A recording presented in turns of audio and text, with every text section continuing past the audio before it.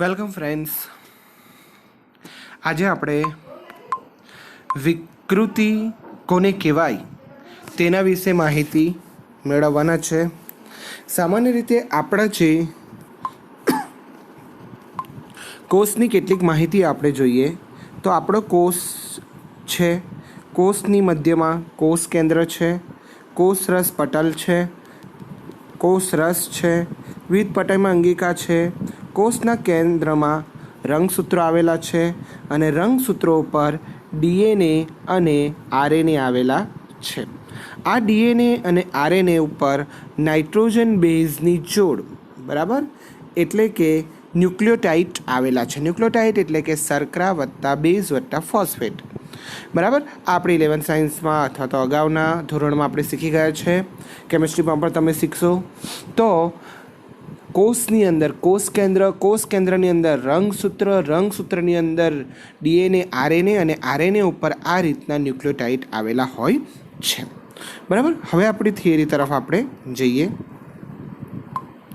તો સામાન્ય રીતે વિકૃતિ એક એવી ઘટના છે કે જેને પરિણામે ડીએનએના અનુક્રમમાં ફેરફાર થાય. એટલે કે ડીએનએની અંદર આવેલા ન્યુક્લિયોટાઇડ સામાન્ય રીતે 4 જેટલા ન્યુક્લિયોટાઇડ હોય અને એની અંદર રહેલા નાઇટ્રોજન બેઝની વાત કરીએ તો એડેનિન, થાઇમિન, ગ્વાનિન અને સાઇટોસિન. આ 4 નાઇટ્રોજન બેઝ છે. બરાબર, તો એ ડીએનએના અનુક્રમમાં વૈકલ્પિક ફેરફારો થાય અને એને પરિણામે સજીવનો જનીન પ્રકાર બદલાય અને સ્વરૂપમાં પણ ફેરફાર થાય. બરાબર, તો એને આપણે વિકૃતિ કહીએ. બરાબર, આવો ફેરફાર થાય અને ત્યારબાદ પુનઃ સંયોજન સિવાય થતી વિકૃતિ અસાધારણ હોય છે, જે ડીએનએમાં વિવિધતા લાવે છે.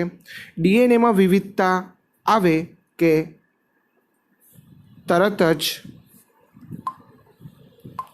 એમિનો એસિડમાં બદલાવ આવે છે, કારણ કે ડીએનએને આધારે એમિનો એસિડ બનતા હોય છે.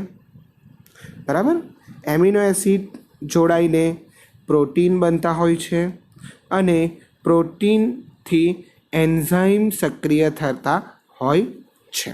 બરાબર, જો ડીએનએમાં ફેરફાર થાય તો અલગ પ્રકારનો એમિનો એસિડ બને, અલગ પ્રકારનો એમિનો એસિડ બને તો પ્રોટીનની બનાવટમાં ફેરફાર થાય અને એને આધારે એન્ઝાઇમ પણ અલગ પ્રકારનો બને છે. બરાબર, ઓકે. જે ડીએનએમાં વિવિધતા એટલે મેઇન કારણ ડીએનએની વિવિધતા જે વિકૃતિમાં પરિણમે છે. પ્રત્યેક રંગસૂત્રિકામાં એક છેડાથી બીજા છેડા તરફ આપણે જોઈએ તો સતત અત્યંત ગૂંચળામય સ્વરૂપે ડીએનએનું કુંતલ આવેલું હોય છે.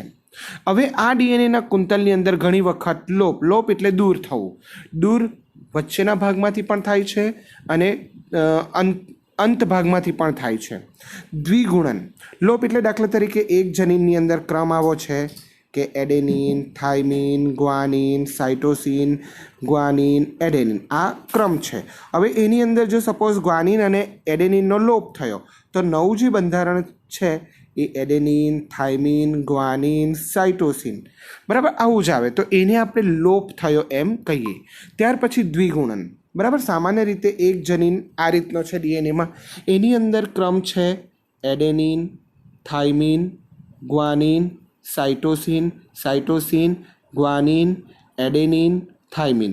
હવે એની જગ્યાએ જો સપોઝ જીસીસીનું દ્વિગુણન થાય એટલે નવું બંધારણ આવું થશે adenine, thiamine, guanine, cytosine, guanine, cytosine, guanine, adenine અને થાઇમિન. તો અહીં વિદ્યાર્થી મિત્રો આ ગ્વાનિન, સાઇટોસિન એનું દ્વિગુણન થયું એટલે એની ડીએનએની રચનામાં ફેરફાર થાય તો એને આધારે એમિનો એસિડ પણ બદલાય છે. તો આવી ક્રિયા દ્વારા ઘણી વખત વિકૃતિ જન્મે છે. બરાબર, ઓકે. ત્યાર પછી આપણે જોઈએ તો અહીં વિકૃતિ થવાના કારણોમાં પહેલું તો લોપ આપણે જોયું, ત્યાર પછી દ્વિગુણન વગેરે રંગસૂત્રની અંદર ફેરફાર કરે છે. આ ઉપરાંત ઉત્ક્રમણ, સ્થાનાંતરણ એ પણ વિકૃતિ લાવવા માટે જવાબદાર છે. બરાબર, રંગસૂત્રમાં આવો થતો ફેરફાર અસાધારણ વિપથને જન્મ આપે છે. કેન્સર કોષોમાં પણ આ રીતનું સામાન્ય રીતે જોવા મળે છે. ડીએનએની એક બેઝ જોડમાં થતું પરિવર્તન પણ વિકૃતિ લાવે છે, જેને આપણે પોઈન્ટ મ્યુટેશન, એક બેઝ જોડ એટલે એડેનિનની સાથે હંમેશા થાઇમિન જોડાતો હોય અને ગ્વાનિનની સાથે હંમેશા સાઇટોસિન જોડાતો હોય.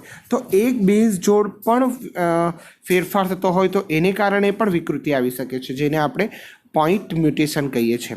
એનું જાણીતું ઉદાહરણ સિકલ સેલ એનેમિયા છે. જો આવી એક બેઝ જોડમાં ફેરફાર થાય તો એને આધારે જે એમિનો એસિડ બનવાનો જોઈએ, દાખલા તરીકે સિકલ સેલ એનેમિયાની વાત કરીએ તો ગ્લુટામિક એસિડની જગ્યાએ આ બેઝ જોડ બદલાવાને કારણે ગ્લુટામિક એસિડની જગ્યાએ વેલેરિક એસિડ બને છે, જે સિકલ સેલ એનેમિયા થવા માટે જવાબદાર છે. બરાબર. ડીએનએની બેઝનો લોપ કે દ્વિગુણન ફ્રેમ શિફ્ટ મ્યુટેશન કહેવાય છે. વિકૃતિ અને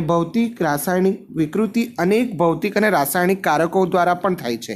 દાખલા તરીકે ઘણી વખત આપણે જોયું છે કે જાપાનમાં હિરોશીમા અને નાગાસાકી 2 શહેરો ઉપર પરમાણુ બોમ્બ ફેંકવામાં આવ્યા. બરાબર. તો એને કારણે જે ત્યાંના લોકોમાં વિકૃતિ આવી રેડિયો એક્ટિવ તત્વને કારણે, તો એવી વિકૃતિ આપણે ભૌતિક કારકોને દ્વારા થઈ એમ પણ આપણે કહી શકીએ. બરાબર. કેટલાક રાસાયણિક કારકો એટલે કેટલાક રસાયણો પણ વિકૃતિ પ્રેરે છે. તો એવી વિકૃતિ કેટલીક જનીન દ્વારા પણ વિકૃતિ થાય, કેટલીક ભૌતિક કારકો દ્વારા પણ વિકૃતિ થાય, કેટલીક રાસાયણિક કારકો દ્વારા પણ વિકૃતિ થાય. ભૌતિક વિકૃતિમાં મોટે ભાગે રેડિયો એક્ટિવ તત્વો દ્વારા વિકૃતિ આવે છે. બરાબર. અને કેટલાક રસાયણો પણ કેમિકલ્સ પણ વિકૃતિ પ્રેરે છે. બરાબર. જેને આપણે મ્યુટાજન્સ કહીએ છીએ. મેં તમને હમણાં જ કીધું તેમ અલ્ટ્રાવાયોલેટ કિરણો એટલે કે પારજાંબલી કિરણો પણ સજીવમાં વિકૃતિ પ્રેરે છે. બરાબર. એટલે જ તો એવા વિસ્તારોમાં જવાની પરમિશન હોતી નથી. ઘણી વખત આવા જે વિસ્તારો કે જ્યાં આવા કિરણો વાળો વિસ્તાર હોય એ જગ્યાએ જવા માટે પરમિશન હોતી નથી. તો આવા જે ભૌતિક પરિબળો છે એ પણ વિકૃતિ પ્રેરે છે. બરાબર. ઓકે.